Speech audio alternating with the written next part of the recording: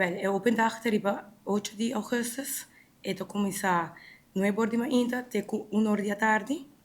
E nós também tem diferentes panels não, de discussions. E muito muhernan por registrar. Nós temos QR code que não por registrar. Então, é hora é não por dormir ou não por bem. E mesmo um dia aqui para dormir conosco.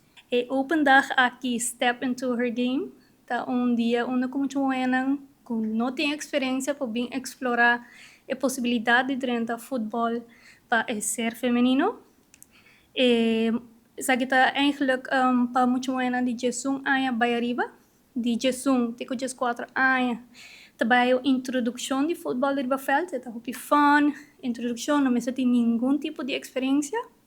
Não também receber uniforme completo, hapje, coi bebê, fruta e nós coachamos voluntário com hopi experiência. Essa aqui não pode com um sapato deportivo, na mesa de futebol, porque essa aqui é uma introdução e nós queremos não have fun e engage com o futebol.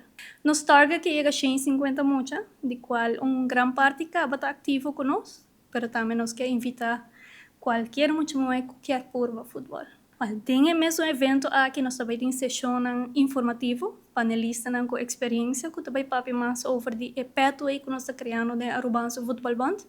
Quer dizer, programa grande de AVB conjuntamente com FIFA Women's Football Programs. Esse aqui é onde programa de FIFA, nós temos Women's Football Campaign. E é echt dedicada a muito mais que quer começar por o futebol.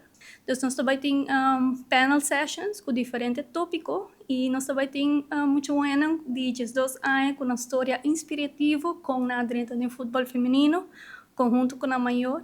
E muito mais de nosso Women's National Team que também conta também com a EKT de pathway elite de seleção.